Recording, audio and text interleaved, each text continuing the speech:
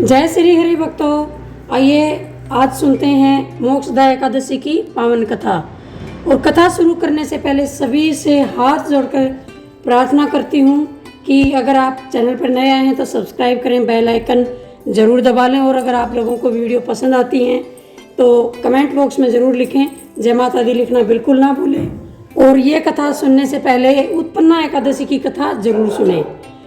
आइए शुरू करते हैं। अर्जुन ने उत्पन्ना एकादशी की उत्पत्ति, महिमा, महात्म्य आदि सुनकर श्री कृष्ण से कहा, हे परम पूजनीय भगवान श्री कृष्ण, हे त्रिलोकीनाथ, आप सभी को सुख व मोक्ष देने वाले हैं। मैं आपको प्रणाम करता हूँ। हे प्रभु, आप कृपा करने वाले हैं, मेरी एक जिज्ञासा को शांत कीजिए। भगवान श्री कृष्ण ने कहा, हे अर्जुन, जो कुछ भी जानना चाहते हो निर्भय होकर कहो, मैं अवश्य ही तुम्हारी जिज्ञासा को शांत करूंगा। हे प्रभु, ये जो आपने मार्गशीर्ष माह की कृष्ण पक्ष की एकादशी के विषय में बताया है उसमें मुझे बड़ी ही शांति प्राप्त हुई। अब कृपा करके मार्गशीर्ष माह के शुक्ल पक्ष में जो एकादशी पड़ती है उसके विषय में भी बताने की कृपा करें। उसका नाम क्या है, उस दिन कौन से देवता की पूजा की जाती है और उसकी पूजन विधि क्या है, उसका व्रत करने से मनुष्य को क्या फल मिलता है। प्रभु, मेरे इन प्रश्नों का विस्तार सहित उत्तर देकर मेरी जिज्ञासा को दूर कीजिए, आपकी बड़ी कृपा होगी। अर्जुन की जिज्ञासा सुनकर श्री कृष्ण बोले, हे अर्जुन, तुमने बहुत ही श्रेष्ठ प्रश्न किया है, इसलिए तुम्हारा यश संसार में फैलेगा। मार्गशीर्ष माह के शुक्ल पक्ष की एकादशी अनेक पापों को नष्ट करने वाली है। संसार में इसे मोक्षदा एकादशी के नाम से जाना जाता है। इस एकादशी के दिन श्री दामोदर भगवान का धूप, दीप, नैवेद्य आदि से भक्ति पूर्वक पूजन करना चाहिए। हे कुंती पुत्र, इस एकादशी व्रत के पुण्य के प्रभाव से नरक में गए हुए माता पिता, पितर आदि को स्वर्ग की प्राप्ति होती है। इसकी कथा एक पुराण में इस प्रकार है, इसे ध्यान पूर्वक सुनो। वैखनस नाम का एक राजा प्राचीन नगर में राज करता था। उसके राज्य में चारों वेदों के ज्ञाता ब्राह्मण रहते थे। राजा अपनी प्रजा को पुत्रवत पालन किया करता था। एक रात्रि को स्वप्न में राजा ने अपने पिता को नरक की यातनाएं भोगते देखा। इस प्रकार का स्वप्न देखकर राजा बड़ा ही व्याकुल हुआ। वह बेचैनी से सुबह होने की प्रतीक्षा करने लगा।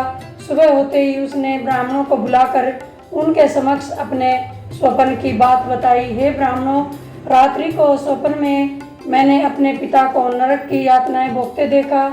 उन्होंने मुझसे कहा कि हे पुत्र, मैं घोर नरक भोग रहा हूँ, मेरी यहाँ से मुक्ति कराओ। जब से मैंने उनके यह वचन सुने हैं तब से मुझे चैन नहीं है। मुझे अब राज्य, सुख, ऐश्वर्य, हाथी, घोड़े, धन, स्त्री, पुत्र आदि कुछ भी सुखदायक प्रतीत नहीं हो रहा है। अब मैं क्या करूँ, कहाँ जाऊँ?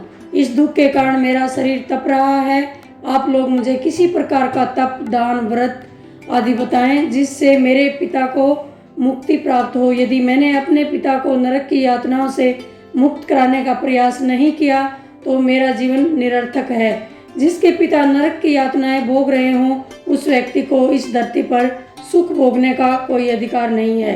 हे ब्राह्मण देवों, मुझे शीघ्र ही इसका कोई उपाय बताने की कृपा करें। राजा के आंतरिक दुख की पीड़ा को सुनकर ब्राह्मणों ने आपस में विचार विमर्श किया। फिर एक मत होकर बोले, राजन, वर्तमान, भूत और भविष्य के ज्ञाता पर्वत नाम के एक मुनि हैं, वे यहाँ से अधिक दूर नहीं हैं। आप अपनी यह व्यथा उनसे जाकर कहें, वे अवश्य ही इसका कोई सरल उपाय आपको बता देंगे।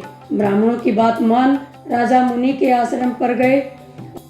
आश्रम में अनेक शांत चित्त योगी और मुनि तपस्या कर रहे थे। चारों वेदों के ज्ञाता पर्वत मुनि दूसरे ब्रह्मा के समान बैठे जान पड़ रहे थे। राजा ने उन्हें दंडवत प्रणाम किया तथा अपना परिचय दिया। पर्वत मुनि ने राजा से कुशल क्षेम पूछी। तब राजा ने बताया, हे मुनिवर, आपकी कृपा से मेरे राज्य में सब कुशल है, किंतु मेरे समक्ष अकस्मात ही एक ऐसी समस्या आ खड़ी हुई है जिससे मेरा हृदय बड़ा ही अशांत हो रहा है। फिर राजा ने मुनि को व्यथित हृदय से रात में देखे गए स्वप्न की पूरी बात बताई और फिर दुखी स्वर में बोला, हे महर्षि, अब आप कृपा कर मेरा मार्गदर्शन करें कि ऐसे में मुझे क्या करना चाहिए, ऐसे में अपने पिता को नरक की यातना से मुक्ति दिलाऊं। राजा की बात पर्वत मुनि ने गंभीरतापूर्वक सुनी, फिर नेत्र बंद कर भूत और भविष्य पर विचार करने लगे। कुछ देर गंभीरतापूर्वक चिंतन करने के बाद उन्होंने कहा, राजन, मैंने अपने योग बल के द्वारा तुम्हारे पिता के सभी कुकर्मों का ज्ञान प्राप्त कर लिया है। उन्होंने पूर्व जन्म में अपनी पत्नियों से भेदभाव किया था। अपनी बड़ी रानी के कहने से आकर उन्होंने अपनी दूसरी पत्नी को ऋतुदान मांगने पर भी नहीं दिया था। उसी पाप कर्म के फल से तुम्हारा पिता नरक में गया है। यह जानकर वैखानस ने याचना भरे स्वर में कहा, हे ऋषिवर, मेरे पिता का उद्धार का आप कोई उपाय बताने की कृपा करें। किस प्रकार वे इस पाप से मुक्त होंगे।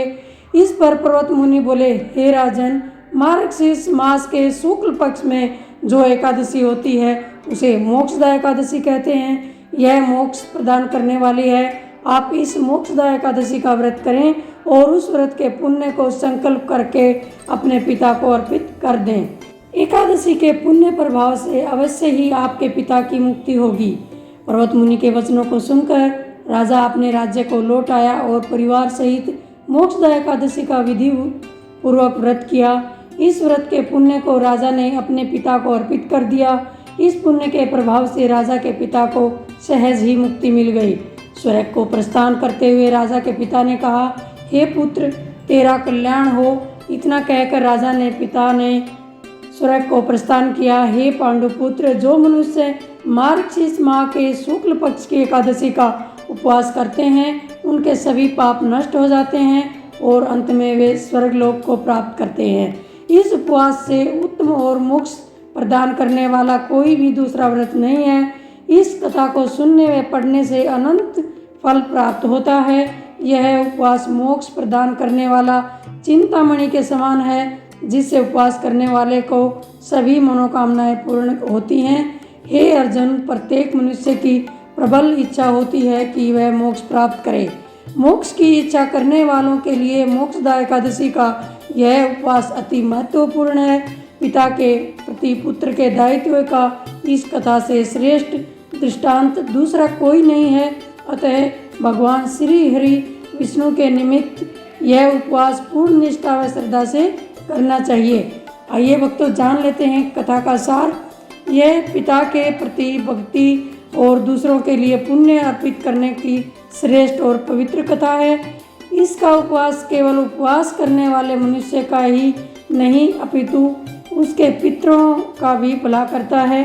अपने किसी सगे सहोदर मित्र बंधु को भी इस उपवास का फल अर्पण करने से उसके पापों का भी क्लेशों का भी नाश हो जाता है। जय श्री हरि, राधे राधे, जय श्री विष्णु भगवान।